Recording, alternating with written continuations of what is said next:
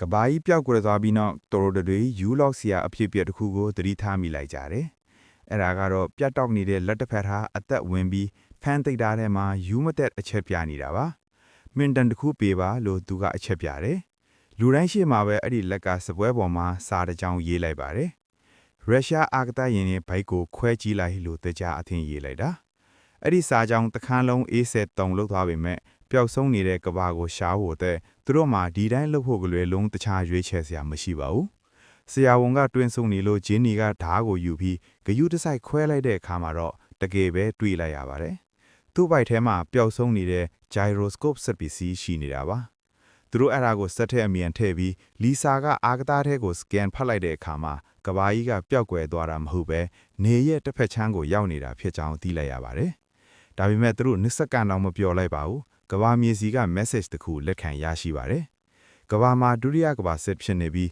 အရှေ့ပိုင်းစစ်တပ်ကဥရောပတစ်ခုလုံးကိုသိမ်းထားတယ်လို့ဆိုပါတယ်။ပိုဆိုတာကသူတို့ရောက်နေတဲ့အာကသစခန်းဟာအတ္တလန္တိတ်သမုဒ္ဒရာထဲပြက်ကျပြီးလူတိုင်းသေကုန်ပြီလို့သတင်းကပြောနေတာပါ။အဲ့ဒီအချိန်မှာအမြဲအိပ်ပျော်နေတဲ့မီနာနိုဝီသူမကလီဆာရဲ့တငယ်ချင်းနဲ့စခန်းရဲ့အင်ဂျင်နီယာဖြစ်ကြောင်းပြောပါတယ်။သူမကဂျင်းနီမျိုးလဲလူတိုင်းကိုသိပေမဲ့ဘယ်သူကမှမီနာကိုမမှတ်မိကြပါဘူး။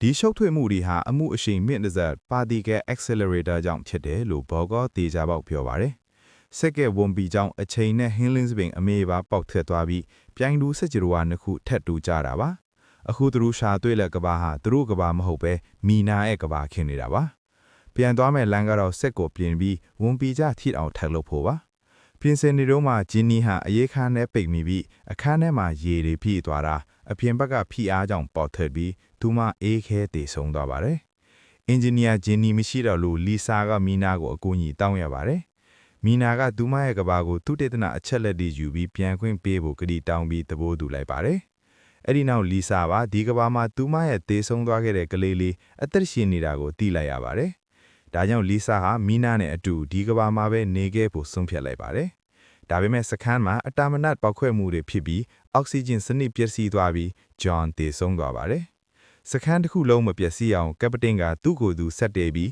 ပျက်စီးနေတဲ့အပိုင်းကိုလက်နဲ့ကိုယ်တိုင်ဖြုတ်ချပေးခဲ့ပါတယ်။အထူးအမွေဖြောင်းနေတဲ့စက်မှုဖြုံးနေပြီးအထူးမွေးလို့ဆက်အပစ်ဖေရေးနေတဲ့အချိန်ဟာစက်ကိုပြင်ဆင်ပြီးပြီဖြစ်ပါတယ်။မီနာကလီဆာကိုထိုးသိပ်ပြီးတတိလက်အောင်လိုးလိုက်ပါတယ်။သူမကတကိုးကောင်းကြည့်ပြီးစက်ကိုသူမကဘာသသိမ့်ပိုက်ဖို့ကြိုးစားတာဖြစ်ပါတယ်။သူမကဆရာဝန်ကိုတက်ပြီးဘော့ကိုလည်းတိုင်ရအောင်လုပ်ဖေပါတယ်။သူမ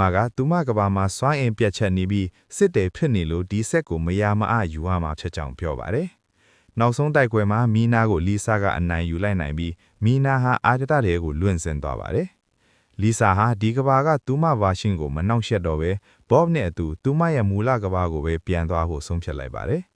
ပြန်သွားခင်မှာဒီကဘာကသူမစီကိုသူတေသနာဒေတာတွေပို့ပြီးဘေးအန္တရာယ်ကနေသတိပေးခဲ့ပါတယ်။စက်ကိုအောင်မြင်စွာနိုးဟိုက်တဲ့အခါစွမ်းအင်ပြတ်ချက်မှုပြေးလဲသွားပြီးသူတို့ကဘာပေါ်ကိုပြန်ဆင်းလာကြပါတယ်။ဒါပေမဲ့ကဘာပေါ်ကလီဆာရဲ့ခင်ပွန်ကတော့သူတို့ပြန်လာတာတီးရလို့စိတ်ပစ်အားငေါ်နေပါတယ်။ဘာလို့လဲဆိုတော့စက်ကဲဝန်ပီကြောင့်အခြားကဘာကကြောက်စရာတရဝါတွေကဘာပေါ်ရောက်နေလို့ပါပဲ။ကြိုက်နေတဲ့မဲ့ဆိုရင် subscribe လုပ်ခဲ့ကြပါအောင်ဗျာ။ကျေးဇူးပါ။